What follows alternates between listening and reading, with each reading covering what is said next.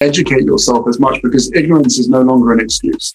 And unconscious bias, from my understanding, having had the upbringing and the education that I had no idea that what it was. I had no idea it existed. In a shocking turn that's got royal circles spinning, Buckingham Palace just dropped a bombshell: the custody situation of Prince Archie, 7, and Princess Lilibet, 5, has reached what insiders are now calling crisis level. Sources close to the Royal Child Welfare Office say this isn't just a family dispute, it's a full-blown meltdown shaking the palace walls. According to one insider, both children have now been formally removed from Meghan Markle's custodial care after a sealed legal order was quietly delivered to Windsor Castle at sunrise.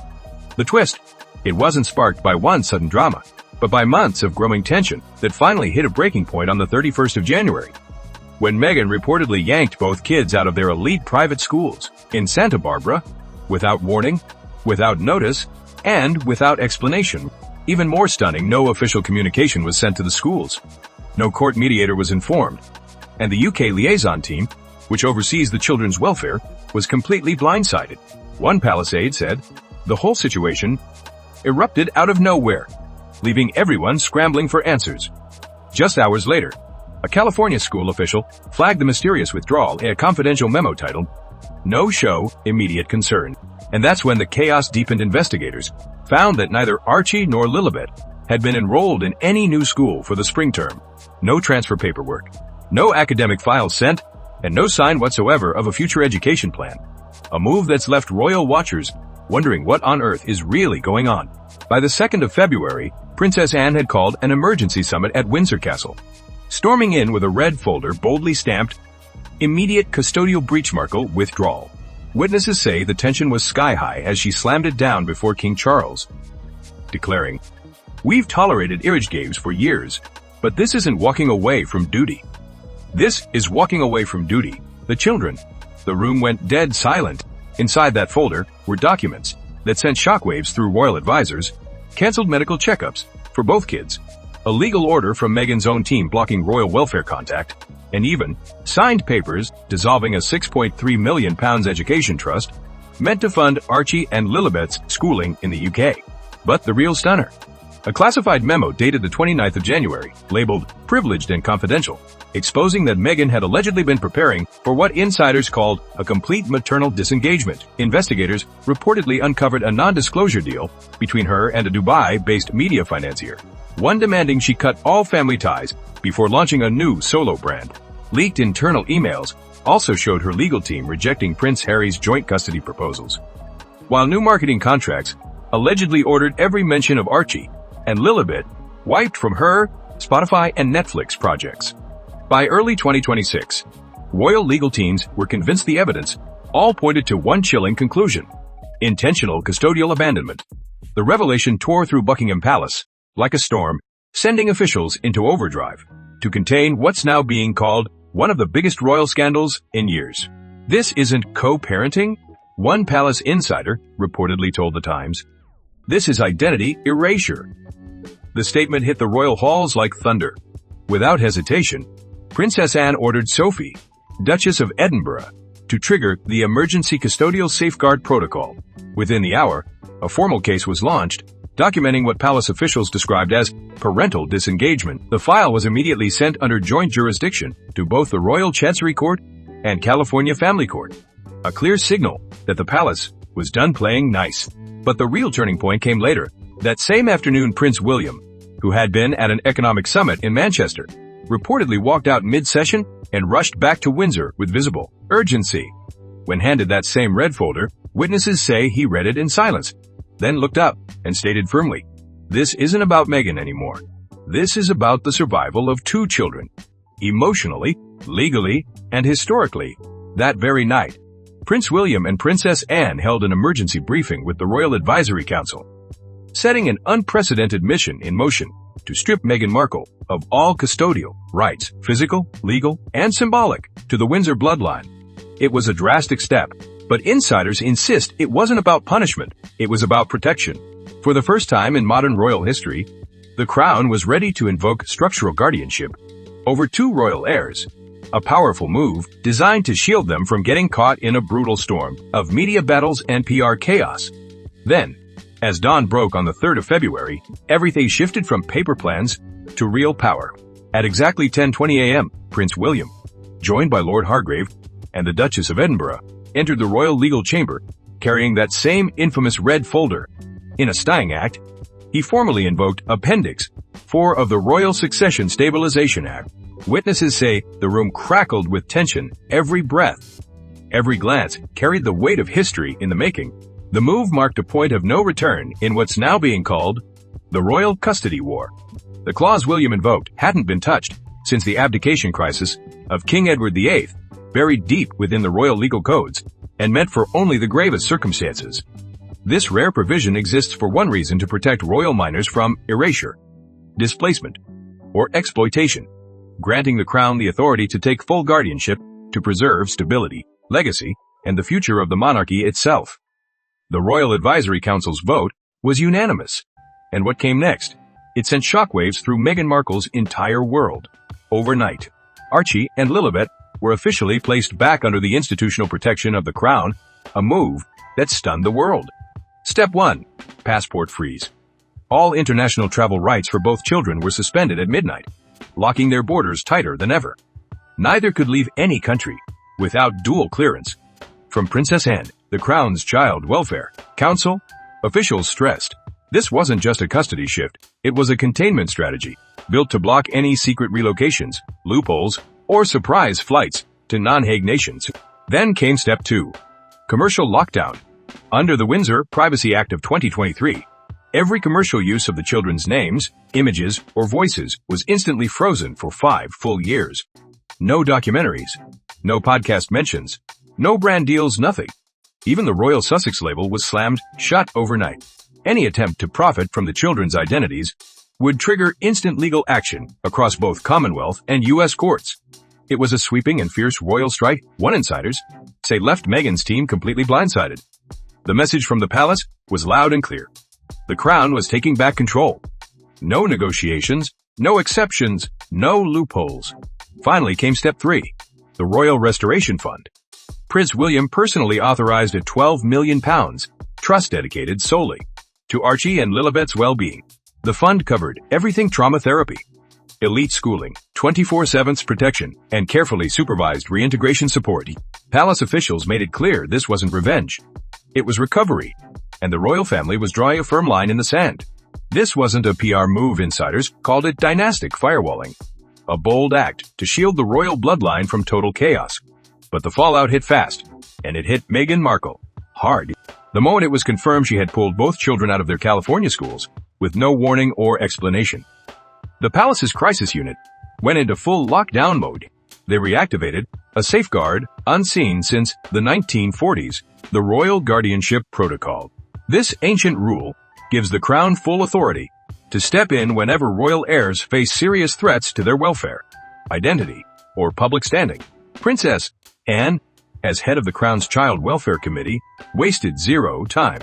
She called an emergency summit at Sandringham, joined by senior legal advisors, Prince William, and via secure video, Lord Alistair Pembroke of the Privy Council.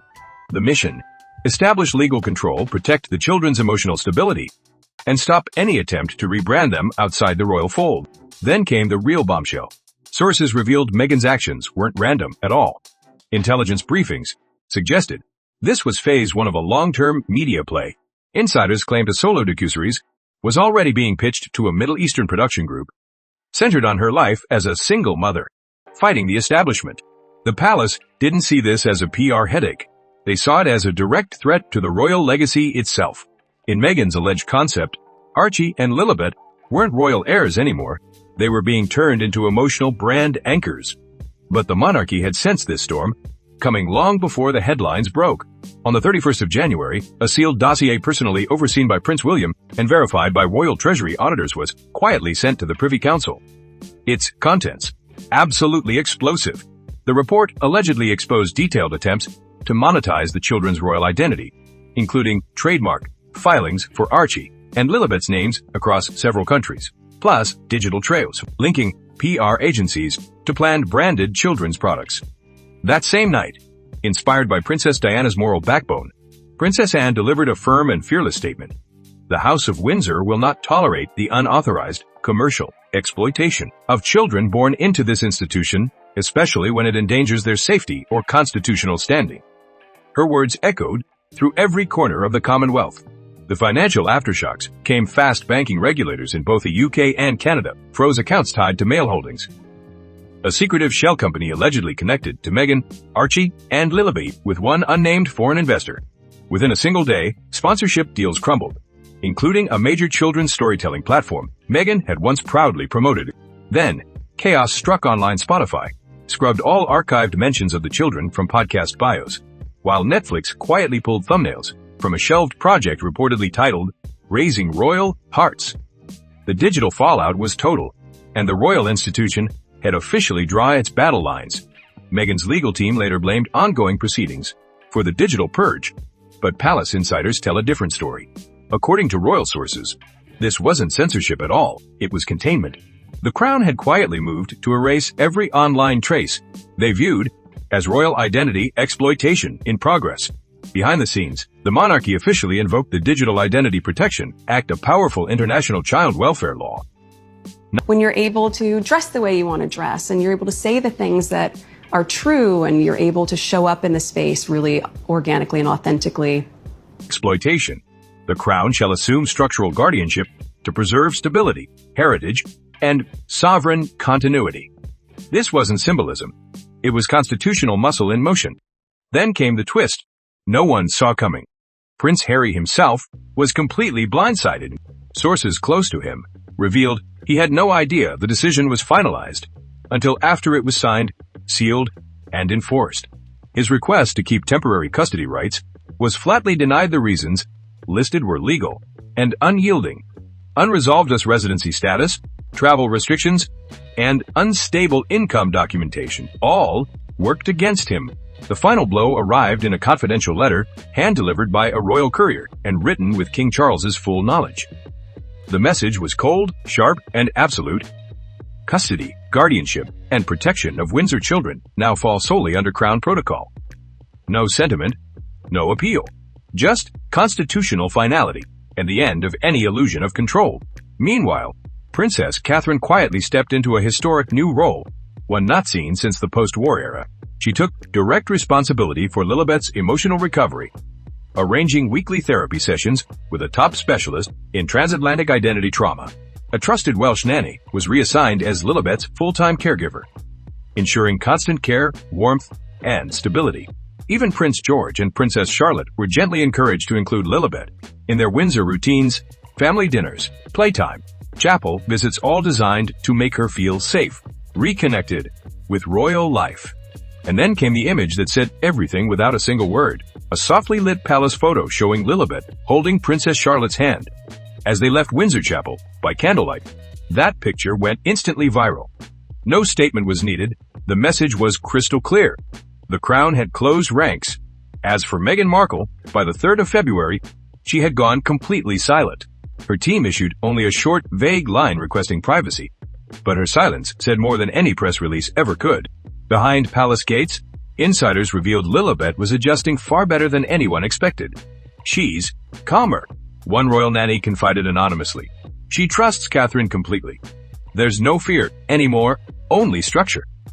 Those quiet words painted a striking contrast to the chaos brewing thousands of miles away in California, where Meghan's public and professional world seemed to be unraveling in real time under the bright lights of Los Angeles. The backlash hit fast, and it was brutal. Netflix suddenly froze all pending deals tied to Meghan's upcoming solo projects, pulling the plug before anything reached final approval. Her once unstoppable Hollywood rise seemed to vanish overnight, leaving insiders stunned and scrambling for answers. Meanwhile, whispers from Montecito painted a bleak picture. Prince Harry's emotional state was described as dire. Sources claimed he's been living separately from Meghan, struggling to stay grounded as the reality of the custody fallout sinks in. One longtime friend revealed Harry has been begging Prince William for a private, brother-to-brother meeting, hoping for even a brief moment with his children, without Meghan involved. It's desperation, not negotiation.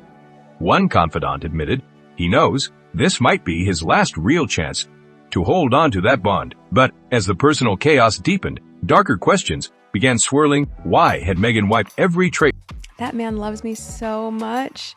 And, look what we built. We've built a beautiful life. And to the Privy Council that triggered such an immediate, sweeping royal response? Those questions remain unanswered, and they've left royal watchers completely on edge.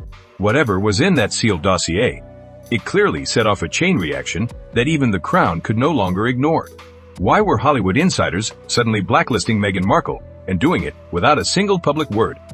Behind the scenes, the silence was deafening. Then, at exactly 10 a.m. inside the royal household child welfare chamber, Princess Anne rose to deliver her second emergency briefing in just 48 hours.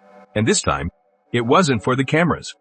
The room was sealed, tight-filled with UK High Court judges, senior welfare officials, and Privy Council members, all gathered under strict emergency orders. Anne's tone was calm but razor-sharp. Sheen, Uder, declared, "We are no longer speaking in hypotheticals. The children in question, Archie, Harrison, and Lilibet, Diana, have been placed in emotional jeopardy through the conscious disengagement of their conscious mother. Miss Meghan Markle's actions constitute a breach of the Windsor Accord custodial monitoring protocol." Her words cut through the chamber like ice, formal, final, and devastating. As Anne spoke, international media exploded with fresh images, photos of Meghan aboard a luxury yacht in Doha, champagne glass in hand, seated beside a well-known Middle Eastern media financier. To the public, it looked like glamour, freedom, and power. But to the Crown, it was something far darker: abandonment, dressed as spectacle. The timing, the optics, the contrast, it all hit like a thunderclap, cementing the palace's stance that this was no longer a PR crisis. It was a royal reckoning. Court filings later exposed that Princess Catherine had submitted detailed internal reports to strengthen the palace's case, and the contents were heartbreaking. According to those documents, Meghan had ignored 3 urgent notices about her children's health, schooling, and emotional well-being. One report described Archie's sudden withdrawal from classroom activities, worrying teachers who feared he was shutting down emotionally.